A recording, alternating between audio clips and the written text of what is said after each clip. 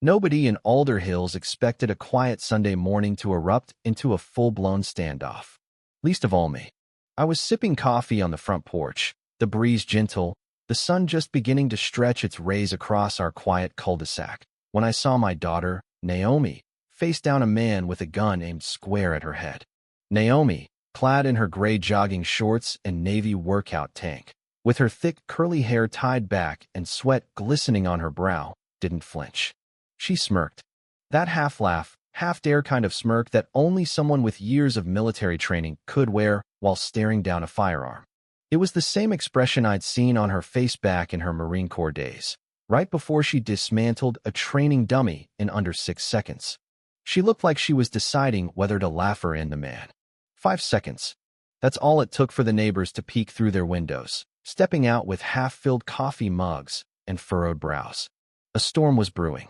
And it started because the Homeowners Association, in all its unchecked wisdom, decided our neighborhood needed security.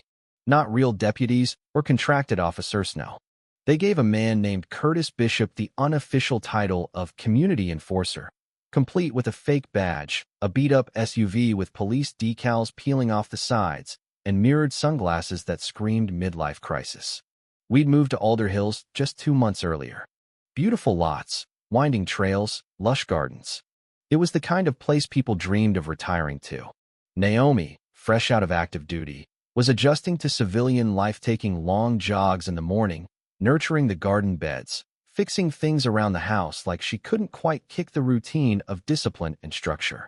But peace doesn't last long when someone like Curtis Bishop is on patrol. Old Mr. Granger, who lived 3 doors down, had warned me. We'd just finished chatting over a fence when he leaned in and said, "Watch Bishop. He thinks he's law enforcement and acts like it too."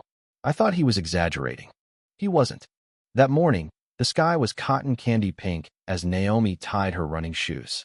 I was on the porch with my mug when I heard the screech. Tires. Then yelling. My stomach dropped. I ran, nearly tripping over my own feet. At the end of the street, a small crowd had gathered. Naomi stood in the middle, calm and upright. His hand trembled barely but enough that the parents holding toddlers flinched. "You need to show ID. You're suspicious," he barked, his voice teetering between panic and performance.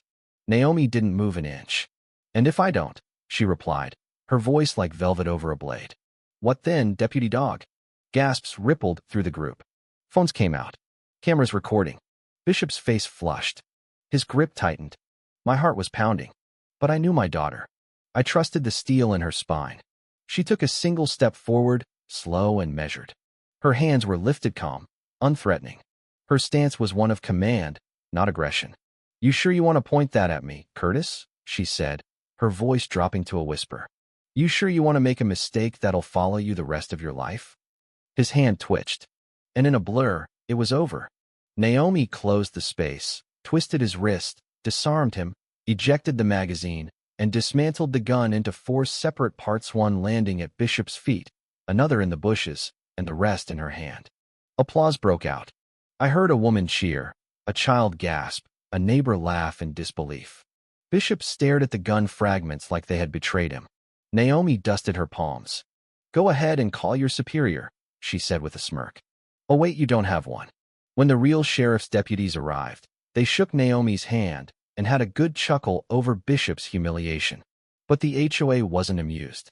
Enter Madeline Camden, president of the Alder Hills HOA and self-proclaimed queen of the cul-de-sac. Perfume clouded the air as she sashayed up in 4-inch heels and a pastel pantsuit, her concern not for Naomi's safety, but for the neighborhood's reputation.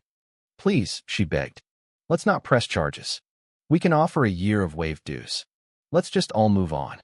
Naomi gave her the kind of smile that said she'd consider it. But I knew better. That look wasn't forgiveness. That was strategy.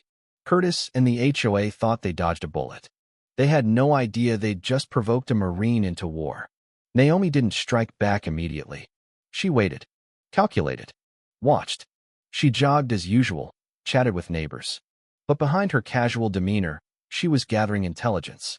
She asked questions with the charm of a friendly newcomer. How long had Curtis been patrolling? Who paid him? Was there an official vote? Turns out, there wasn't. Curtis was being paid under the table by the HOA using a community improvement fund, money pooled from resident dues. No background checks. No official approval. Just backdoor politics and an inflated sense of control. Naomi needed hard proof. So one night, we slipped out with 3 small security cameras and planted them, one at the clubhouse, one at the trailhead, and another near the HOA office. It was like a covert op. We were buzzing with adrenaline, crouching behind hedges and ducking beneath porch lights. Within a week, we had gold. Footage of Curtis harassing a teenage cyclist, accusing him of reckless endangerment for riding too fast. Another video showed him berating a mother for tying birthday balloons to a community bench without a public display permit. He demanded $500 or threatened to escalate it to county. Naomi kept calm. "This is exactly what we need," she said, transferring the footage to her encrypted laptop. She didn't stop with Curtis. She went after the board. Naomi attended a meeting under the guise of a concerned resident. She brought cookies, smiled politely, and listened. Over stale donuts and cheap coffee, board members spilled secrets like kids at a sleepover. The beautification budget paid for Curtis's gas, his car decals, even his fake badge. No accountability. No receipts. Just handshakes and hush money. One night, Naomi recorded Madeline Camden whispering to another board member, "We'll hit her with violations until she can't breathe. Make her want to move." Naomi sat across from her, nodding sweetly while her phone captured every word. Later that night, she replayed the audio for me. "They think they're dealing with a pushover," she said. "They've got no idea who they're messing with." Naomi wasn't just targeting Curtis. She wanted the entire corrupt board dismantled. She built her case with the precision of a tactician. Flowcharts connected dues to Curtis's pocket. Photos of fake tickets. Screenshots of bullying texts. Videos of secret meetings. She had everything. And yet, Curtis kept patrolling, smirking, smug. Naomi decided to bait them. "Let them think they've won," she told me. "Let them overplay their hand. The bigger the arrogance, the harder the fall." So we played nice. Attended HOA meetings. Paid dues on time. We even baked a batch of lemon bars for the next board gathering. Then, retaliation came. A violation notice scratched into our front door. Unauthorized flag display.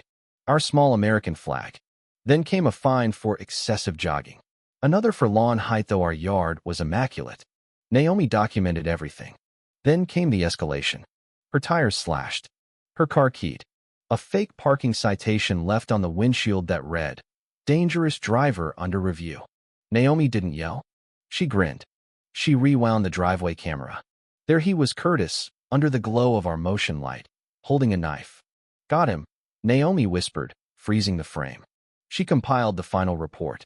Dozens of files.